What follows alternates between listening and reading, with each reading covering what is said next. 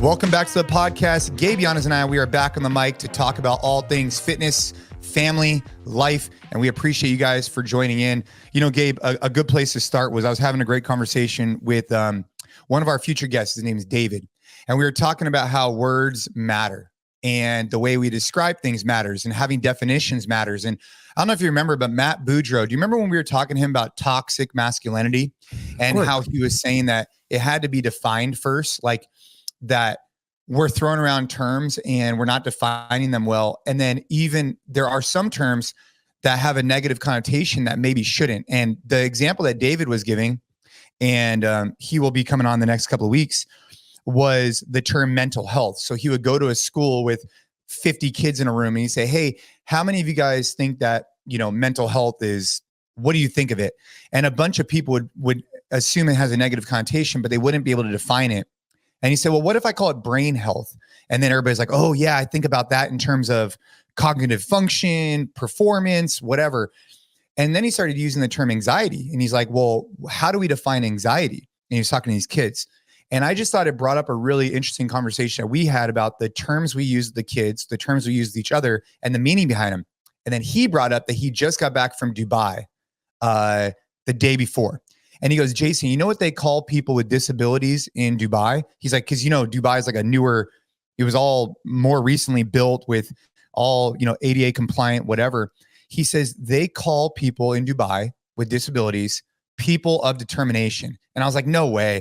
And I Googled it. And sure enough, in Dubai, they don't use the term disabled. They use the term person of determination. And I thought that that's a good place to start in terms of like how the words we use matter, and especially how we're talking to the kids and the youth, not like making up shit. We don't need to do that, but just how like, it's crazy how they came up with that term instead of using the word disabled. That's all. So what was he saying is what's the point? So, well, I mean, we're gonna have to ask him what the point is, but the point was that a lot of the time, I guess then what do you find so fascinating about it? Because you were so excited to talk about this. I find in particular on the Dubai thing that in general, the term disabled, we look at it in terms of like a disadvantage. And when we talk about someone who, you know, has a disability, it's always a negative connotation. And I'm not to say that those people have assume that it's a positive, they have these things, but to instead reframe it as, hey, that's a person of determination. And that individual who has that quote unquote disability in the United States would be determined as someone of determination. I feel like that word alone would drive them further if they versus them looking at themselves as someone who's disabled. They're looking at themselves as someone who's determined. So the same example would be like in the United States, if we say, I'm very anxious and you use this term all the time, but maybe you need to reframe that word and it will help you, you know, be more happy and live a better lifestyle. I guess is where I'm going with that. Yeah, I'm curious to talk to him because I don't know if I necessarily agree. I think that it's more of a slippery slope to start like avoiding words that were created and have a meaning for a reason. Like the negative connotation, I agree, like shouldn't be the case. But at the end of the day, like a disability is a disability. Like it's a very real thing that makes life more difficult to go about. And like, I think that people shouldn't let that define them. And that's easier said than done. And obviously people that, you know, overcome being dealt the hand that they were dealt when it comes to stuff like that are very determined people. They're very courageous people and they should 100% be celebrated. But I think moving away from to me, it's the opposite of like words matter. Like words matter in that like these words and labels have a meaning for a reason because they describe what it is that we're doing. And to just like get away from them or to call it something else or just give it a positive spin, I think is, I don't know, it's a slippery slope to me that goes into the world of even like the toxic masculinity conversation where like we're like redefining things to like have it fit our bias of what we want to do, positive or negative. Whereas like, you know, a disability is a disability. Like there's a definition for that. It describes something. And it's a shame that there's a negative connotation to it. There shouldn't be, but I don't know if we should like change the vocabulary to combat the perception. We should just combat the perception. Yeah, that's why I wanted to bring this up. That right there is a good way to put it, because it's almost like the equivalent. I mean, not to go off on a total tangent. It's like, with all the total tangents. Dude, never men and women in imagined. sports and all that kind of stuff, and defining things. And I mean, a lot of people wanting to like almost rewrite or erase history. And I think that's really unfortunate, because when you get rid of these, like for example, you have a lot of people I mean, maybe I shouldn't use the word a lot, but there are at times where people want to almost not erase history, but like rewrite history. And I think that's unfortunate, because the history is kind of how we got to where we're at right now. And you need to learn from that, especially like some of the really bad things that happen. Right. But I think if you just, to your point, if you just like change it or brush under the rug or whatever, that's not the way to approach it. So I appreciate your perspective on that. I wasn't looking at it through that lens, and I'm curious to hear what David has to say about that. We should bring that exact same subject up with him. Yeah, no, I'm curious kind of what his thoughts are, because even like when you talk about stuff like anxiety and like that has a negative connotation and like talking about it all the time, like, again, I don't think it should have a negative connotation. Like I remember, this has been top of mind for me, because we talked about this on another podcast. Like I don't consider myself like a very anxious, stressed person, but I've been very anxious and stressed out in a way that seems very new for me with, this second baby coming. So, but I think that what has been helpful for me hasn't been to like, I don't know, redefine that as something else, but just acknowledge that it is what it is, that it's completely normal for me to feel the way that I'm feeling, and to find like healthy outlets to like get rid of that energy and feel significantly better. But I don't know if it would have been helpful for me to call it something else, or not just admit the fact that like I'm feeling this thing that I think is very normal, given the fact that like our life's about to change and it's about to, probably get more complicated and more stressful in some ways, also more incredible and, just amazing and so rewarding in other ways. But there's also just a lot of uncertainty there. And I think that uncertainty is in many ways what leads to anxiety, and specifically in like what we're dealing with, which is, something that's super positive. It's just the uncertainty and the unknown that I think leads to stuff like anxiety. And, you just have to kind of accept that for what it is. Yeah.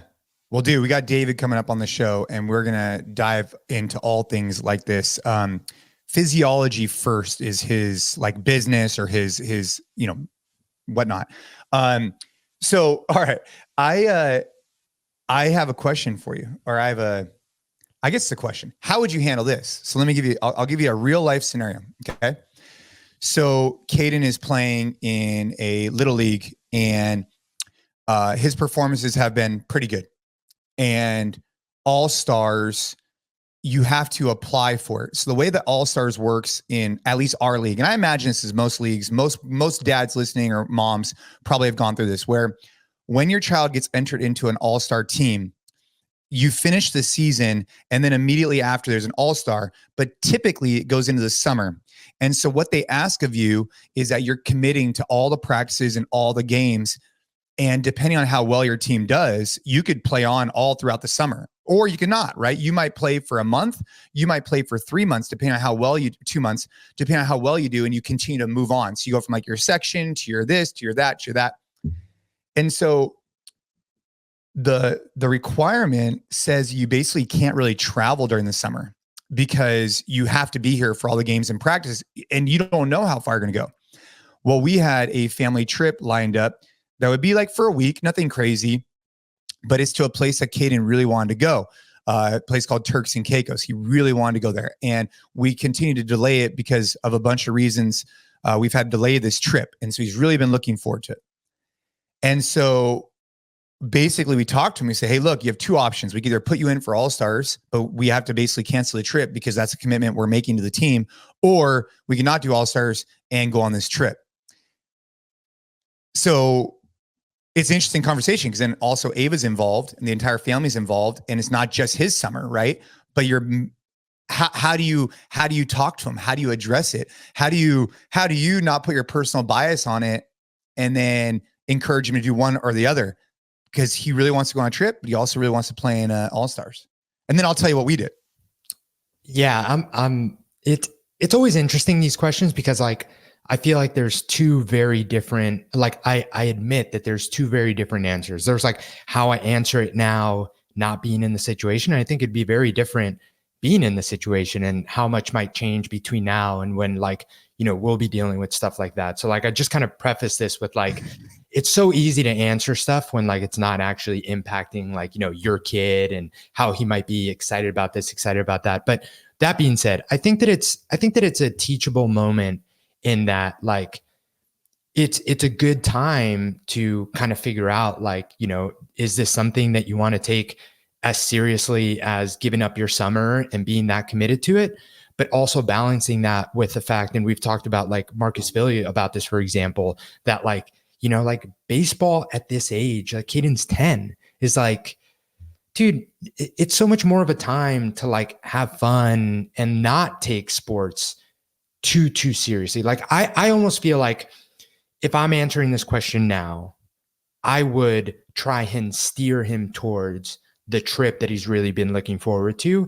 And like All Stars will be there next year. It'll be there 2 years from now. It'll be there 3 years from now. I've seen too many kids, and we've talked to a lot of parents about this, that like, it's just a slippery slope of getting into this like performance, like keep getting better at the sport, keep getting better at the sport, when it's so early that I think it's like not going to make burnout inevitable, but I think you're almost like raising the opportunity of that happening. I think taking some time away from the sport, taking some time to like, you know, spend time with family, go on this trip that he wanted to go. It's also not like, it'd be different if this was a trip that like you and Ashley really wanted to go on. He's like, oh God, like I don't want to go here. Like he's brought up that he wants to go this.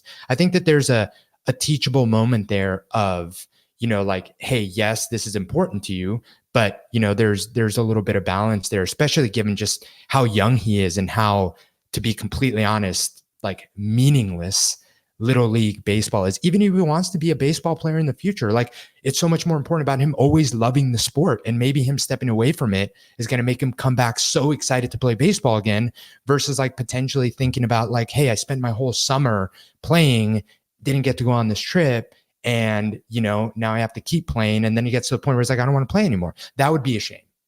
Dude, I mean, I appreciate that perspective, right? And that's good. See, that's why I wanted to ask you. So the way we handled it is we said, hey, look, we need to talk about this, and here are the pros and here are the cons, right? We said, hey, look, for AAA 10-year-old Little League All-Stars, there will not be another chance for that particular age group. There's going to be another age group right in the future. But the way we ultimately came down to it, and there's some other factors involved, but at the end of the day, what we asked him was, when the roster comes out for the All-Stars, if you will have a sense of regret that you didn't find out what if, because right now you're not guaranteed to make the team. You're just putting your name in the hat. And I think there's a strong likelihood, but that's not for me to decide. Right. So, but if you're going to wonder, like, what if what if I was good enough? Was I good enough? I don't know. And then to find out that when the roster came out, if you would always wonder, hey, what if I wonder if I was going to be good enough to make that team? If you are going to debate that, then I think that for that reason alone, you should pursue this.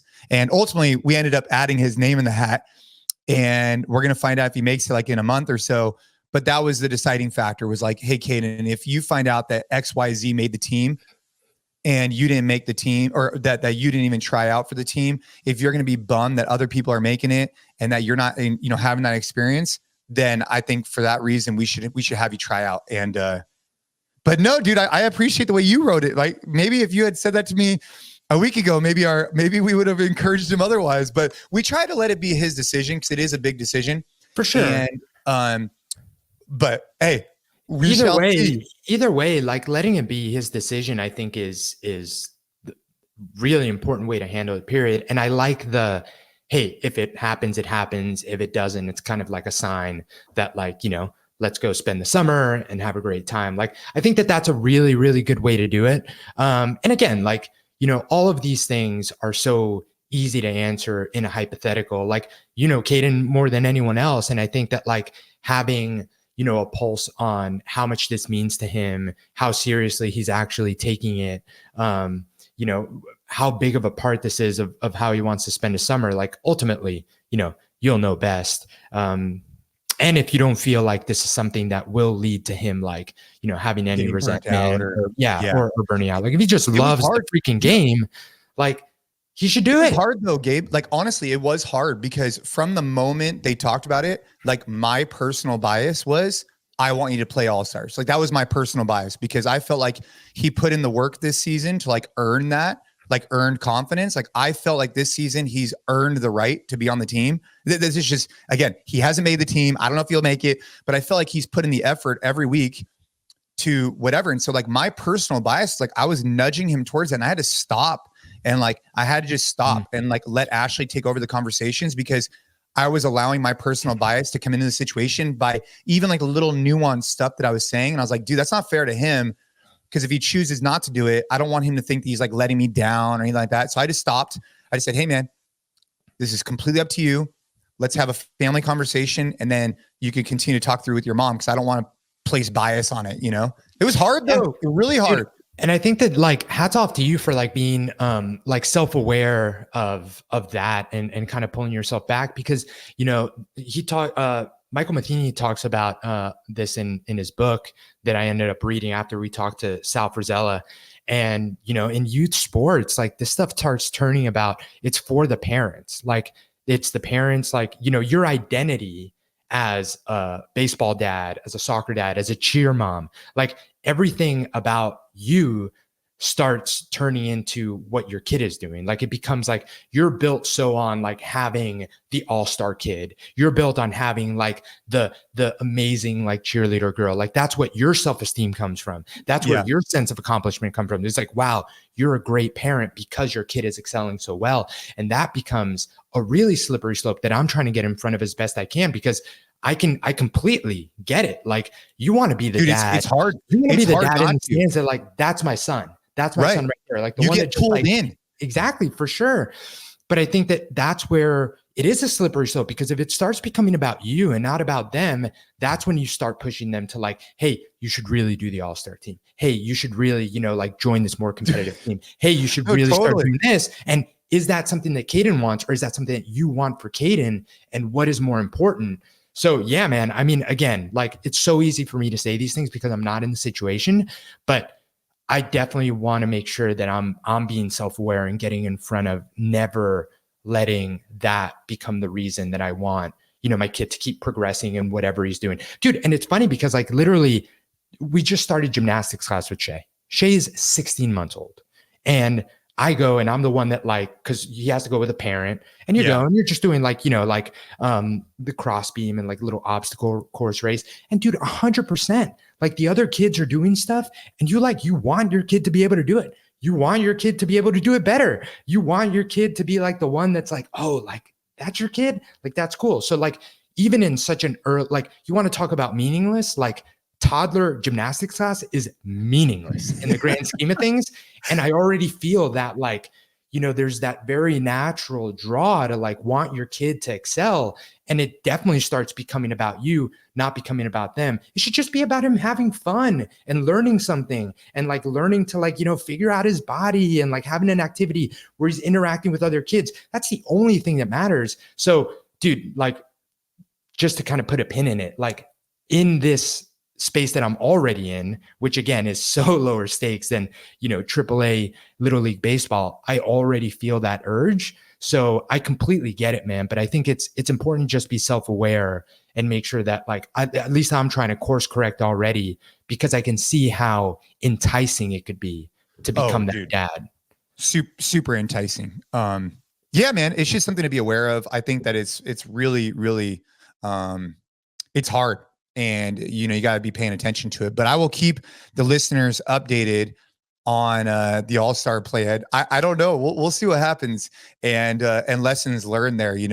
There's so many lessons in youth sports that even adults can take for sure. The other day, one of the coaches actually got suspended for a game for yelling at a 12-year-old umpire, right? And it's like, you could take these lessons. That's a terrible look. I know we've talked about this, but like, dude, you could take these lessons and say, hey, I don't want to be that guy, number one.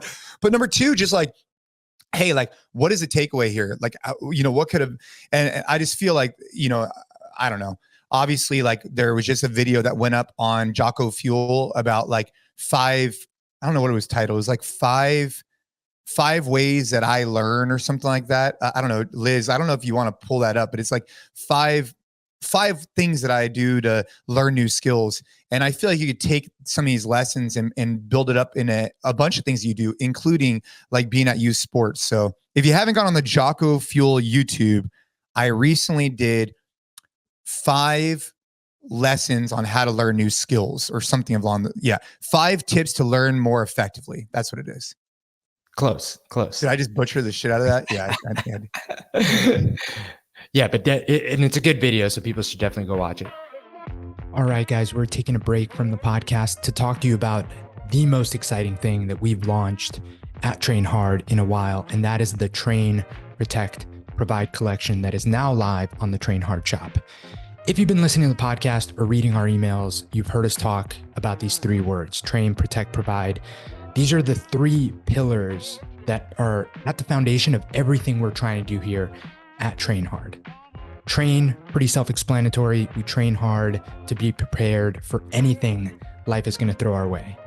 Protect, it's not about going out there and looking for trouble. It's just about being ready in the case that trouble finds us. And then provide, which is probably the most meaningful one for me, isn't just about putting food on the table. It's not just about providing financially, but it's about being there and being present and being this force of stability for your family at all times and providing anything that they need at any time. And that's something that I aspire to do every single day as a dad and a husband. And I know it's something that's super important to Jay as well. So we're super excited to now have Train, Protect, Provide on some awesome apparel.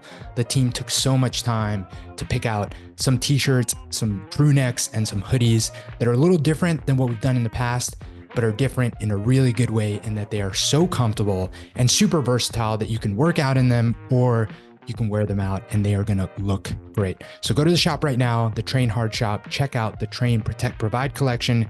And since you're listening to this on the podcast, use code podcast and that'll get you free shipping. So head over to the shop, check it out, but let's get back to the show. Dude, so I was listening the other day and I sent you this podcast, man. It was like a big, the Gary Vee, like merging of worlds for me. It was very fun. Oh my gosh. Because as you like to bring up all the time, and I don't think this is, I don't know why you think it's funny. I think it's the way to go, but I find people become all consuming. Yeah, 100%, dude. If you find someone that I think has meaningful things to share, why wouldn't you dive all in on everything they have, learn as much as you can, and then move on to the next person? For sure. It doesn't make any sense why not everyone does this. Anyway, I was on a huge Gary Vee kick probably 2 years ago. And I've since then kind of I don't really watch his stuff anymore. Not because I don't think his stuff is of value, but I think that after a while, a lot of these people kind of have the same shtick, and I don't mean that in a bad way at all. I think Gary Vee is one of the most influential people that at least I've had in my professional career that have been super helpful. But I think that after a while, you're just kind of all right, I get it. Took some things, learn them, move on. But he was recently on Chris Williamson, who I've been listening to his podcast a lot. I think he does such a good job. And not only do I enjoy his episodes from who he's actually interviewing, but really kind of taking note in his interview style and how good he is, how prepared he seems, the questions he asks, the follow-up questions he asks, how he goes from one topic to the other without making it seem abrupt, but recognizing that okay, this part of the conversation is kind of ended, and seamlessly going to let's now open this can of worms. I think it's been really helpful for the podcast and having guests on. But anyway, so I've been listening to that podcast a lot, and Gary Vee was just on as a guest, and it was a very interesting throwback for me of someone I used to listen a lot to, interviewed by this guy that I've been listening to a lot to now. But I thought it was a great podcast and talked a lot about battling insecurities, specifically with social media, which I know is something we talk a lot about. And it's just, I don't know. I think it's an interesting conversation to have, man, because why is it that we can be so, like true to ourselves around the people that matter, right? So like I am a certain way around Ariel, conversations we have with you, my close friends, so on and so forth. But then, the version that you put yourself out on these platforms where people watching like don't mean to you anywhere near as much as the people that actually matter. But like, and dude, I'm guilty of this too. Like one negative comment, one like message of like, why would you think that, will completely make you not want to say that thing or post that type of thing again. Like it's so interesting how I think I'm like a fairly confident person, but you put yourself out there on some of these platforms, which I think is also like, it's a necessary thing to do if you're trying to put out messaging, if you're trying to build a brand, like we're trying to promote this podcast, we're trying to do all these things. Like social media is just, it's a part of that process. Why is it that it's so difficult to face, like even the slightest bit of criticism? Cause like, we'll record a podcast episode and we'll have 20 people say that was awesome, great conversation. And you'll have one person that says something about like, how could you guys say this, whatever. And your energy will 100% not go on the 20 people that loved what you said and enjoyed it and got great value from it, but you will focus on this one person that probably didn't like listen to the whole thing, probably just took a clip out of context, but has something negative to say. I don't know. It's tough. It's tough. And dude, Gary Vee goes on this episode. I listened to the entire thing. One of the things I thought was really interesting about Gary Vee, I'll let you finish your thought, and then I have a few thoughts on that episode too. No, I mean that's kind of the question that I wanted to open up to you, because I know that for you, it's an even bigger deal because you're a much higher profile person on these, social media platforms. You've been doing it for a really long time. And I know it's not easy to balance like the messaging that you want to put out and feel very convicted about. Like you would say this to me in a private conversation, but how hard it could be to put that out there, even though you have, whatever, 300, 400,000 followers, and like 2 people might have something bad to say about it. But yet those 2 people could be like all it takes for you to like maybe never want to touch on that topic again. Yeah, I don't know. I mean, so a few of my takeaways from the Gary Vee episode was like, obviously for people who are going to put out content, put out something that like you're either like an expert at or super passionate about. And one of the things I thought was interesting is that when he was deciding about starting like a channel, he was going to go 2 routes. One was the wine library, which is what he ended up doing, which was more like a business and quote unquote, he was an expert at a lot of the ways that you would say that like I have an expertise in fitness from my background per se. Another option was that he was going to go through his passion where he wanted to start a Jets, New York Jets, like be that guy. And he ended up going to the wine library, but I thought it was interesting that those were 2 paths you could go down from a content creation perspective for the long term. I hadn't thought about it through like those 2 lenses. Something else I took away from it was that he was saying that he is preparing himself to like really be thriving when he's 60, 70. I thought that was really unique where like he's still like in just the beginning of the game, right? He really looks at this as a game. And right now he's just like in the second quarter and he's just getting like mentally and physically prepared. And I sat down with Gary Vee a couple of years ago and I had a great experience with him, and exactly who he was online was who he was in person. So I like consuming some of his content too. But in regards to like your topic, I don't know what it is, man. I mean, Gary Vee went on to say that he thinks that social media is like the greatest thing that's ever happened to the world. I don't know if I would have gone that far. I felt like it was, he said that verbatim. Yeah, he's like, it's an interesting take. And the thing is, he brings up some good points, man. He brings up some really, really good points.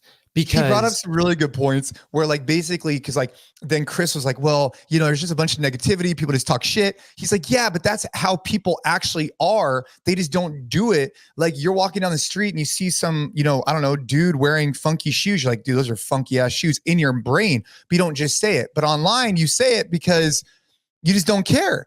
I don't know if I subscribe to the idea that social media is like the greatest thing that's ever happened to society, but he was basically alluding to 20 years from now, we're going to look back and say that social media and this ecosystem has laid the framework for like basically the world to thrive or whatever. Kind of what he was saying. Yeah. I mean, he's really big on this whole idea that like, and I have trouble coming up with an argument to disagree with it, honestly. Like I have trouble poking holes in it, where all social media has done is amplified just what is natural human nature. Like we say that there's so much negativity and so much division now, but these are kind of funny examples, but I think it's super true. It's like, what if Twitter was around during World War II? Oh yeah, he brought that up. What if Twitter was around during the Civil War, right? Like the thing is we forget these moments in history, because if you wanted to say something publicly, like you couldn't. You could just say it to your family, your immediate neighbors. Like there was no way to just like send a tweet about your thoughts of whoever. And he had some really good examples. He was like, dude, like we had, like, what do you think Americans would have been tweeting about Japanese people during World War II? Like it wouldn't have been good. It honestly wouldn't have, right? And like, but that's the thing. Like we take for granted, because back then we didn't have these platforms, that we were potentially like less divided or less, negative things to say. The thing is that now, like these platforms allow whoever has something really bad to say it, and then to also get a bunch of people to share it, because like, even if there are very few people that believe something that is very negative, they can find each other on these platforms. And it makes it seem like it's a lot louder than it is. Before, if you were someone that had a terrible thought about whatever, you were probably the only person in your town that had that terrible thought. So you're just like, oh, that guy's crazy. But now, if you do have a terrible thought about something and you post it on Twitter, you can find the 200 people that agree with you around the US. And now it seems like there's this huge group that thinks this thing. And I think that change to us makes it seem like now there are so many more people that think these terrible things, but it's really, you could argue, exactly the same that it was in the past. It's just in the past, they were so spread out, couldn't talk to each other, couldn't make it seem like, oh, other people agree with me, so I'm going to keep saying this crazy thing louder and louder. But that is completely the world we live in today. So I think it does amplify what I think has just always been a part of human nature. I think that most people are really good people, but in any group of 100 people, there's going to be 2 people that have things to say that you're not going to agree with and that are just, inexcusable. And now there's just these platforms that allow those messages to be amplified. And I think that it is important to take a step back. And it encourages amplification. That's the part. That's the thing too. Right. Yeah. Because you're like, not only in that example of in the past, if you were the one person in town that thought this crazy thing, you were kind of like not encouraged to share it because you're the outsider, you're the crazy one. Now you can find this community where you're like, good, right? Like everyone's giving you likes, reposting your stuff. The more just polarizing you are, the more polarizing. Exactly. Yeah. And then the algorithm picks it up. It's just, that's why one of the reasons, for me, I think podcasts are a great platform. Like I enjoy listening to podcasts because I could actually get to know somebody. I could get to understand their thoughts. It's not just clickbaity. Like, dude, when you listen, like I listened to, like we talked about this on the show, Robert Kennedy for 3 hours on Jocko's podcast. I have a pretty good understanding, at least like at a high level of like maybe some things about him. Or if I'm listening to a 3-hour Rogan podcast, I probably get a pretty good understanding of who Jelly Roll is, for example, the country artist. Versus like social media, I get a very small glimpse of who that person is. So I like podcasts and long form for those reasons alone. One of the other things that he brought up that I thought was interesting, and back to Fortnite, we had talked about video games on the show. Yeah, I was going to bring this up. Yeah, man, dude, it was good. Like this is the type of conversation I think is interesting, because what he said was that when he was a young kid and he couldn't speak English well, he came here from Russia, and he would get kind of bullied. He actually shared a story how like a kid like peed in a Pepsi bottle and like gave it to him, dude. Anyways, he went on to say that like when he was in grade school and young, these kids that were different, they had no form of connection and they were just like, whatever. Now he's saying that these Fortnites are the greatest thing. He didn't say that, are really good, because where they feel isolation at school, they now feel a sense of community on Fortnite. And I don't know, I kind of differ a little bit in that position, but it was what he was saying is that they found connection because there's other kids like them playing these games. And for that reason, it was very valuable. I kind of see it a little bit differently, where you can almost go hide in these worlds. And I think you should try and foster more connection in person. But he brought up a good point. Yeah, I agree. I think that point, I'm less like, oh, that makes total sense than like the other thing of just amplifying negativity. But I do think that the truth in what he's saying is that these things never make headlines, right? Like, you're never going to hear the story of the kid who's getting bullied in school and like is having a really rough time, isn't athletic, is kind of like, whatever, but then like finds a community in esports. And that's the reason that he has friends and goes on to like do something of meaning. And, now esports are even a career, and it allows him to like, now have an outlet that never existed before. Like before, if you were just kind of the weird kid that just like didn't quite like do well in school, but like also wasn't good in sports, like whatever, that's all you had. And like, I don't know where those kids ended up, but it was tough. Whereas now there is this outlet. The thing is, like, I don't feel like that makes as much headlines as, like, oh, kids are spending all their time playing video games, it's all very bad, so on and so forth. But I do agree with you. I 100% agree with you, though, that I do think that it's a very slippery slope, that some kids need to kind of figure out how to find their groups in person and deal with a little bit of adversity. And it just becomes almost like too easy of an escape to be like, well, I don't like school, I don't get along with friends, like I'm just going to spend, 8 hours a day playing these video games and only interacting with kids, like, through a headset and a screen. I do think that that to me is a little bit more of like a slippery slope than, the fact that maybe we're not as divided now as people say. But either way, I just thought it was an interesting take because I had never heard of it that way. I very much subscribe to like your thinking of like, there's kind of nothing good that can come out of, kids getting immersed in computer games and video games and some of these things, especially early on. But I thought he had a good point, man. Yeah. I mean, I like everything, it all comes with a grain of salt, right? Like, I see his points, and obviously has a vested interest because he's super into this world, right? And he has like an e-game, like, he has a pickleball team now too. But I think anytime you find like an addiction to anything, especially like video games or anything, it's just not going to be a good thing. I talked to a guy, I told you this story. I was at the Train Hard Men's Club not that long ago, and I had a guy come up to me and he's like, hey, let's talk about video games, technology, and the youth. And I'm like, let's do it. So we sat down for coffee, and I'm learning from him, and I'm learning, okay, he has older kids than me. What can I pick up on? And he said that basically his son just started getting interested in video games, and it went from interest to like basically compulsive, just like nonstop wanting to play. And the way that this structure was is that this was actually like a hybrid schooling system where you weren't at school every day. You're at school like multiple days a week, but not every day. And dude, the video game just got out of control. So finally the dad's like, hey, we got to make a change. And so he removed all the video games.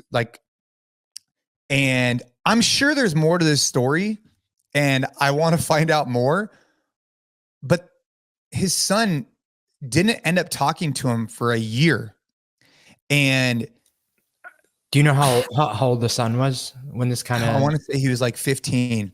And I know there has to be 13 or 15. There has to be more to this story, and I'm going to find out more. But I remember we were talking about it. And then right at the end, he's like, yeah, man, we had to take it away. And he didn't end up talking to us for a year. And took me aback. I like paused for a second. I'm like, huh? And then basically we ended up, I'm going to follow up on that conversation because I want to know, like, what could he have done differently, or what, maybe there was nothing different to do, but how do you get to a place where your child is so addicted that when you take it away, they're so mad that they don't talk to you for a year? And what else is built up in that? And I'm going to find out more about that story because I feel like there's more to it, because like, that's a long ass time, like to just basically show up to the house, grab your dinner, go sit in the other room, to not really engage, not really have conversations for a year until finally, like, got back to normal. Yeah, man. Oof. It's crazy to imagine, but it's not completely untenable in my mind, just given the age and how addictive these things are, man. Like, it's crazy. And if you, Dude. and if you go about just taking it away, kind of cold turkey like that, I don't know, man. I don't know. But yeah, I'm going to find out more and I'll share back on that story as well. Okay. Because, one of the goals of the men's club, I think this last week was epic. We had Nigel, if he listens to the show, I know he subscribes to all of our other stuff. Nigel came out from the UK and this guy shows up and he just throws down, man. And what I loved about it was I really pride myself. If you listen to this podcast, if you're on our newsletters, like, I hope that one day you come out to California and what you see is what you get. Exactly the person that you see on these podcasts, the newsletters, is exactly who we are in person. And he came out and obviously validated like my concern, right? I always want to show up the way that I want to show up. And he just came in. We had like 50 guys. He threw down. We had coffee after and basically went back to the UK. He was out here in California for some family stuff. But he was a really good example of someone where every week we get together because I want to try and learn and from others as well, and then share that here on the podcast. So anyways, I just wanted to share that there's more to come. I want to give a shout out to all the Train Hard fans outside the US. Nige just reminded me of that. And today I got an email from a 49-year-old border policeman in France that's, had an injury, is trying to get back into training. So just wanted some suggestions on how to use the Train Hard app. But I constantly get emails and see stuff on the app of people that are like super fired up about Train Hard, not here in the US, which is super exciting. It's just cool to know that there's people everywhere that are enjoying this kind of messaging and what we have going on in the app. But anyway, Nigel's like the perfect example of that because he's the man and, he lives across the pond. So shout out to Jan, was the border policeman from France that I was talking about today. So if he listens to the podcast, shout out to Jan. But definitely want to say thank you to all our listeners and subscribers outside the US. Cool. I got a message from Joe yesterday, and he was talking about a quote from Lao Tzu. I totally butchered the hell out of that. It's just, I have just 3 things to teach: simplicity, patience, and compassion. And this guy's 67 years old. So like, dude, this fired me up. He says, very much so enjoying the Train Hard app. At the age of 67, I feel entitled to cherry pick a bit, use the Flex program mainly in the basement on the days I can't go to my local gym where I hit CrossFit Lacrosse, who uses our gym programming. And dude, this guy's 67. He joins a gym and he trains in his basement. Dude, I wrote back to him. I was like, that's exactly who I want to be when I'm 67 years old, still getting after it at home, at the gym, on the mats. Fired me up, dude. So if you're listening to this show, shoot us a message. You can always respond back to our newsletters and we get back to all of them because we love hearing from you guys. Dude, and also you don't have to be in your 60s to cherry pick your workouts. I think that I cherry pick my workout every day.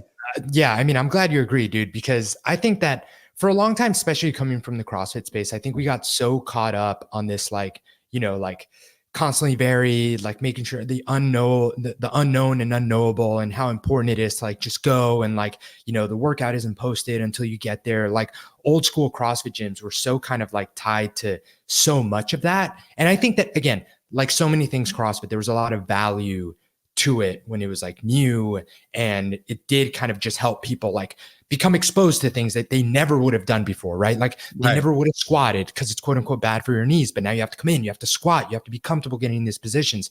And I do think that, like, again, you should be squatting, you should be pressing, you should be hinging. Like, I think on a grand scale, if you're not like wholesale avoiding those 3 movement patterns, cherry pick all you want. Like if you look at a workout and you're like, I do not want to do that, and you see another workout and you're like, that seems like a lot of fun, do the fucking workout. That's a lot of fun. Like, dude, so many people are getting caught up in the weeds of the ideal program, which day should I do, instead of just like finding what's going to get you excited enough to be consistent. Like if you're consistent, I don't care what program you follow. Hopefully you're on the Train Hard app. Hopefully you're checking out Flex, Force, EMOM, all that good stuff. But if you're being consistent, if you're just getting in there and 3 days a week, getting after it, lifting some weights, like that is all I care about. And that is all you should care about.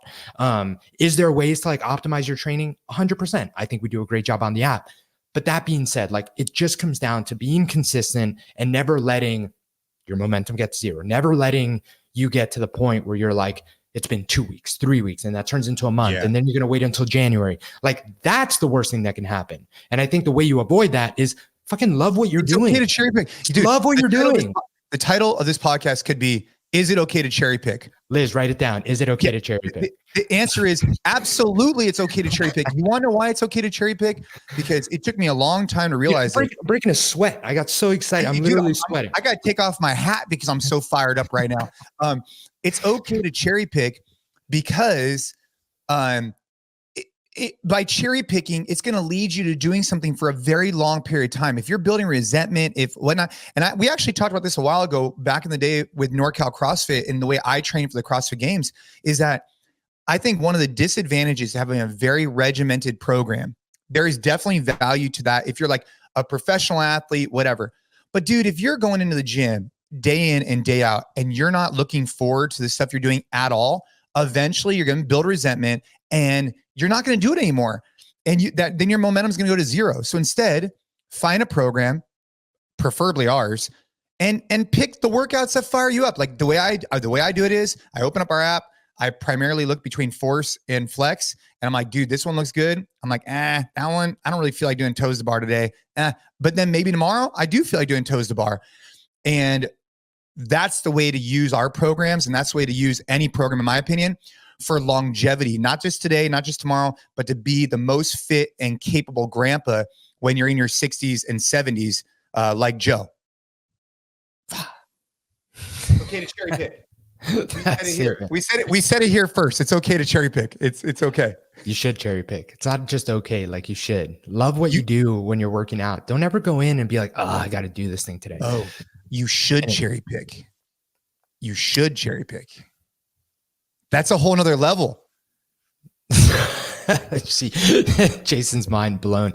The other thing that I had written down, just to go back to what we were talking about with the phones and stuff, this came in a Washington Post newsletter that I subscribed to. I thought it was interesting. Apparently, did you hear about this? There are some schools that are actually using those like magnetic locking pouches that I saw once. I went to go see Joe Rogan do a comedy show up here in Austin, and he does that a lot so that people aren't like filming the stuff or even distracted. So you go in and you have to put your phone in this like pouch that locks, and it only unlocks when you come out. So schools are doing this now.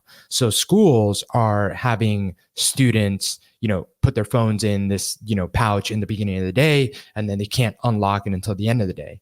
And apparently there's 2,000 US schools that used them last year. And a lot of students, parents complained and people weren't happy about it. But, like this one school reported that students are smoking less, fighting less, and taking shorter bathroom breaks. So, I mean, clearly it's working. Wait, which one? This was what magazine? What? Oh, this was from the, what article did you say? This is the Washington Post article. Yeah, this is the one that Liz and I were complaining because you couldn't read because you were paywalled. Because of the paywall. That brings up a whole nother layer of like, I do get really frustrated when I get like an article and it's like behind a paywall. And you know what? Frustrating. It's frustrating, but then you brought up a good point. They don't owe me shit. They do not. The New York Times does not owe me anything. If I want to go read the article, I should just pay for the service. But the reality is I'm not going to pay for the service, but I should. I should if I want to read that article. But dude, so basically it's a magnetic thing that like when you enter a certain area, then it locks. And then when you leave that area, then it unlocks. Is that the kind of way it works? Yeah, like they have like a little thing that locks and unlocks it, kind of similar to like those things that take the security things off of clothes in stores. Oh, yeah. So yeah. I imagine, because the way that they did it at the comedy show that I went to is like the guy working the door, like asks for your phone, puts it in the sack, closes it, and then on the way out, you just have to go to him to open it. So it's not like it's like sensor, like when you come in, when you come out, someone has to help you do it. So I would imagine it's also like a little bit of a logistic nightmare for these schools to get all these students to do that, but seems to be working. I don't know. It's just, it seems interesting. The three things, it was shorter bathroom breaks, smoking less, fighting less, and shorter bathroom breaks. Okay. Okay. Smoking less. So that's what it says. Students. What kids are in high school? How many kids are smoking? I don't know. There weren't a lot of kids smoking when I was in high school, but that's what the article says. Dude. And actually, wait, and this is actually pretty crazy. Now that I read it, it's a middle school. It's not high school. No, get the hell out of here. Dude, I don't know what you want me to tell you. It's right here. What middle school is allowing smoking to occur? Well, I mean, first of all, I don't think they're necessarily allowing it, but it's happening. I don't know. Connecticut middle schools. Oh, man, I don't know what's going on in Connecticut, but out here in California, Northeast thing. Dude, I could not imagine being at my kid's school and seeing some kids smoking. Like, I just couldn't even fathom it. Like, fight and bathroom breaks. Okay, I can wrap my head around that. But like, all tobacco. Okay, in 2023, more than 6 of every 100 middle school students and about 1 of every 8 high school students reported current use of a tobacco product. Really? So 6.6% of middle school and 12% of high school. And so I imagine that's vaping, that's like chewing tobacco, that's any of those things, any tobacco product or nicotine product, I should say. That's pretty wild though. I wouldn't have guessed that this would be in any way issue at a middle school, but yeah. I don't know, man. You know, what's becoming popular is like those nicotine like pouches, and they're spitless. So you could just like have them in your, I don't know. I've never seen kids using them, but I'm sure that that's going to be, have I used them? Yeah. No.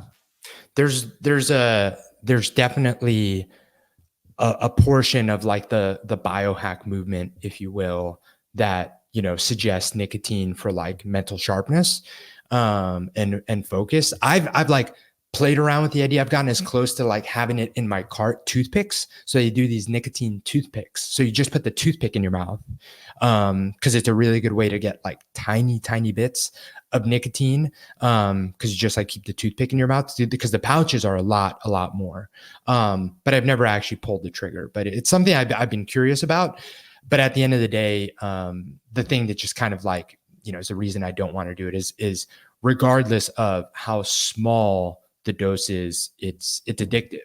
And I just never want to feel reliant on something, but there's a lot of people out there like Ben, what's his name? Greenfield. Yeah. Ben Greenfield is like the most prominent example I can think of that like he swears by it for like deep work. Like if he's going to like, you know, crush 3 hours of like writing his next book, he's going to have one of these nicotine toothpicks in and just helps him like really dial in. But, yeah, just not something that I'm ready to try, but it's something that I've heard people definitely use. Dude, I'm gonna reach out to him and see if we can get him on the podcast, talk specifically about nicotine. And then back in the day, the first time I met him, he was really big about colon cleanses. And yes, dude, I remember that. Dude, yeah, we got to talk to him about if he still feels the same way about the colon cleanses that he used Coffee enemas. Coffee enemas. And I'll never forget.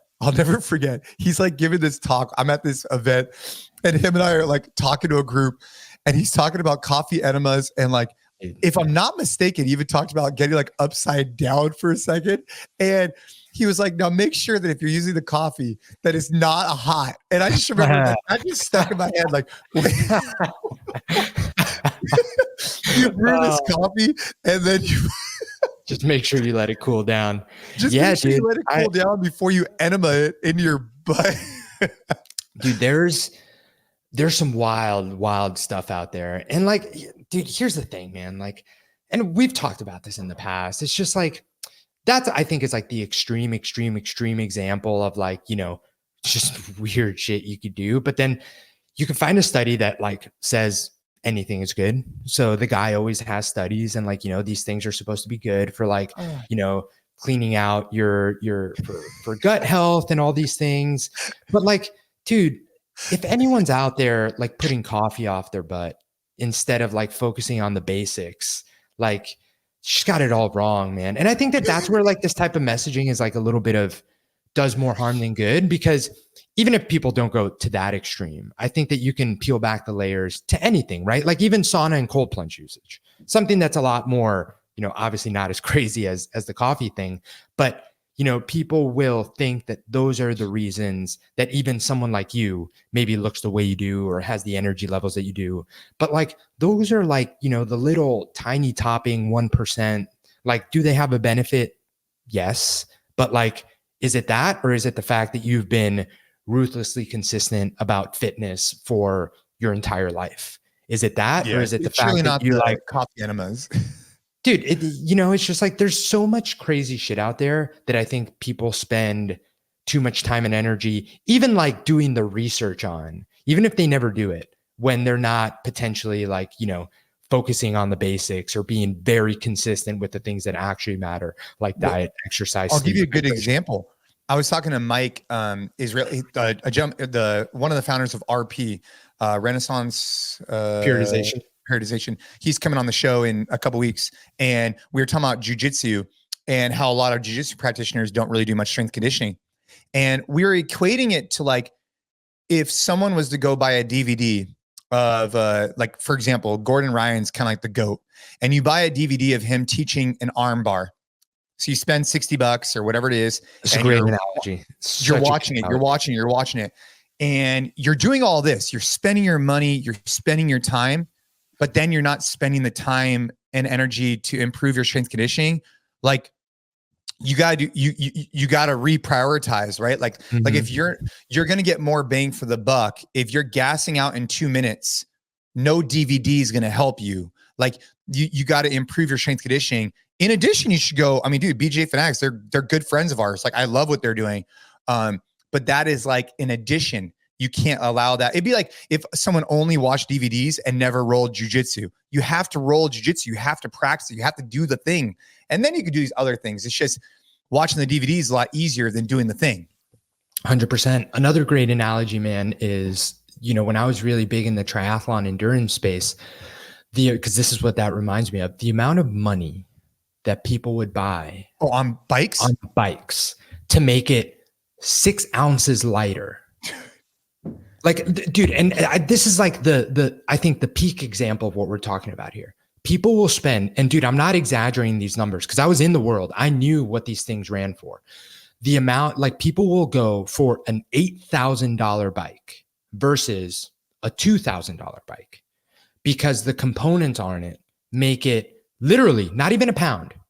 You're talking like 8-10 ounces lighter.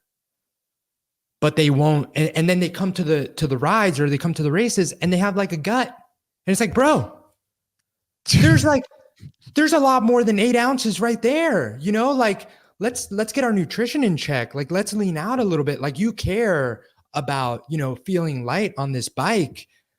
Like, spending another $8,000 to make your bike 8 ounces lighter is not the solution here. Dude, it was crazy. Like, the world of cycling, especially because it attracts people that like have that type of money to spend.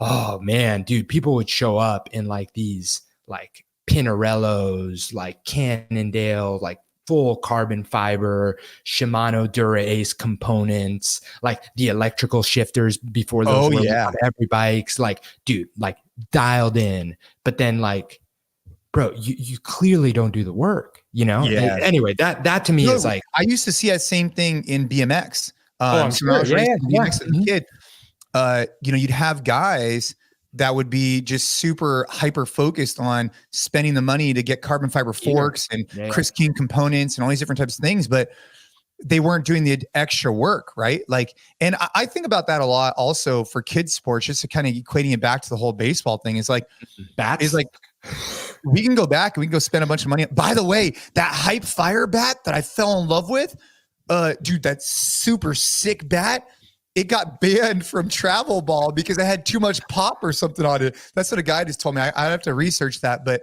anyways, it's like you go out, you spend $400 on a new bat, but we're not spending the time to go to batting practice as an example. And that's something that I can reflect on. It's like, am I trying to major in the minors, in your words? Like, are we focused on the wrong thing? Are we trying to buy the thing instead of do the thing? Man, you can't. Yeah. Are you focused on buying the thing instead of doing the thing? That's a really good way to summarize that particular topic. Yeah. Yeah. It's because it's always the easier thing to do, Dude. I know.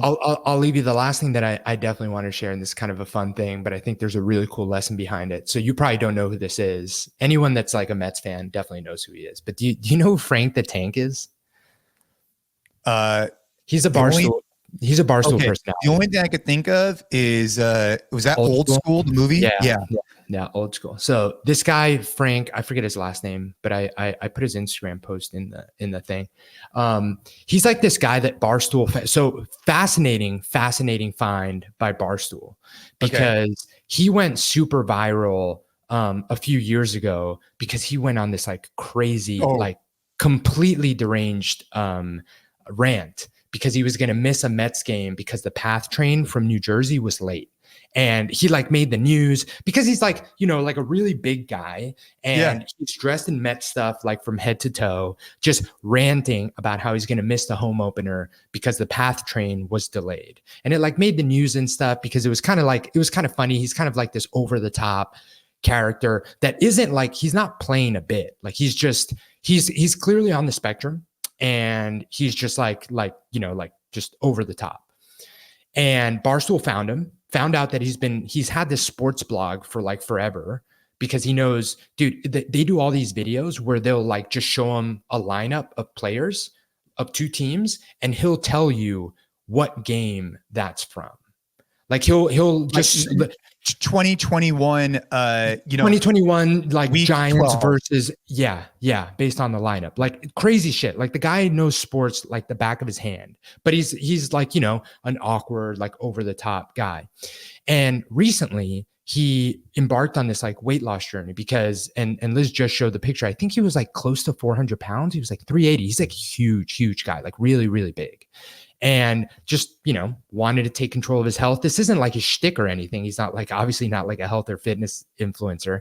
And I think the coolest thing about the story is that he's now lost 50 pounds, which grand scheme of things isn't like huge. Like he's still over 300 pounds, but it is huge because, you know, you see the pictures and he's feeling so much better. And they've been documenting this, and being in the fitness space, it's kind of been a cool thing to watch, because I think that the coolest thing is that all he's doing is walking every day.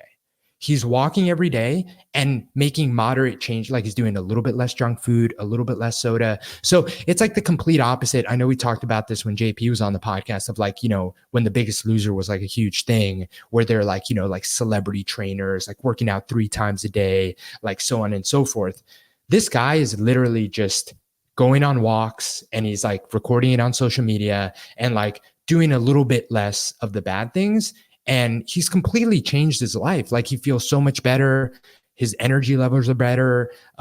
Even like the interesting thing is he's not as like has these crazy, because what makes him a personality is that he has these like meltdowns, and that's like his shtick. Like he has, the Mets will lose and he'll film like he's literally like losing his mind. And even that has gotten a little bit better just because he's doing a little bit more activity. Anyway, I just thought it was a fun story, but also I think the big takeaway here is that, you know, when people want to quote unquote clean up their fitness, health, nutrition, they put the barrier for what it means to start so high that they never do it.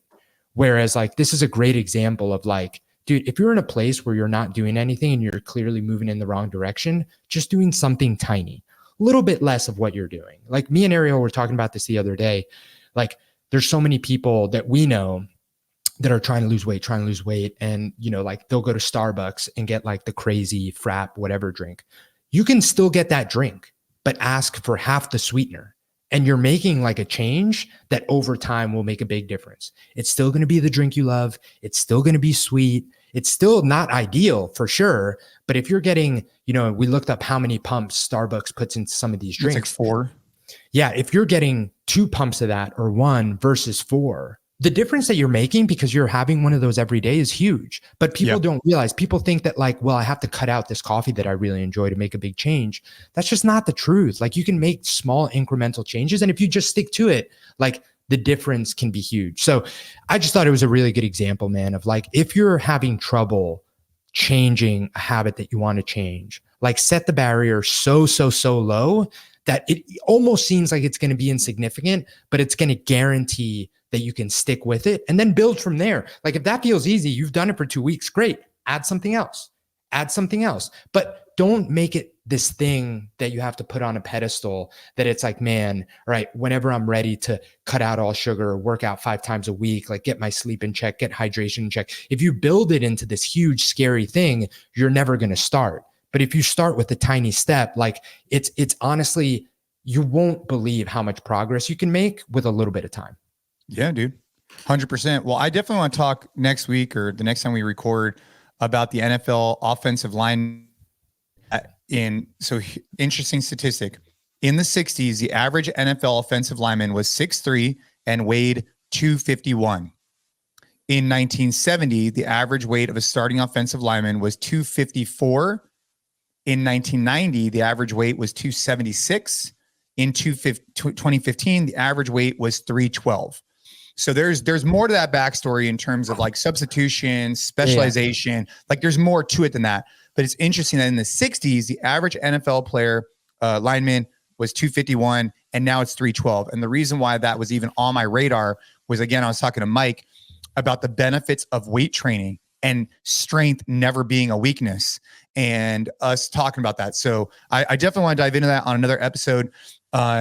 Just heard back, actually, Dennis Marshall is going to actually be coming up on the show. So shout out to CrossFit Garden City, right? That's right, man. That's right. Dennis Marshall will be coming on the show. Talk about a clash of two worlds for me. That'll be fun. That'll be really fun. He is coming on the show. Just found out live. But for those of you, who listen to our podcast on a regular basis, we have a really simple but effective ask. Do us a favor. Leave us a rating, leave us a review. It takes a minute or two of your time, but it really helps out the show and the podcast. And we're starting to see more reviews come in. And it's just so rewarding for us to see that there's an impact being made. Because Gabe, myself, Liz, we commit a lot of time to this show, and we want to commit even more time to the show. These are the type of conversations that I enjoy having. Selfishly, I love having conversations with other people, Gabe, and trying to level myself up. But getting that, like, I guess, external what's the word? External validation. It is valuable. So if you could leave us a rating, leave us a review, we would greatly appreciate that. Go back, check out the other episodes, and shout out to I guess are the Mets in the going in the playoffs right now? Are we way off right now? We're way off. Way off. We're like 1 month into the season. Okay, that's what I meant to say, is that I signed up for a fantasy baseball league, and I haven't looked back at it. Yeah. Yeah, that usually happens with fantasy baseball. Fantasy baseball is hard, man, because you got to be on it so much. I think that's why fantasy football is more popular, because you just kind of like prep for the week, and then anyway. Dude. Yeah. Well, hey, I hope you, your family, you're all doing well. Hit us up on the emails, the newsletter. Make sure to leave us a rating, review, and keep training hard.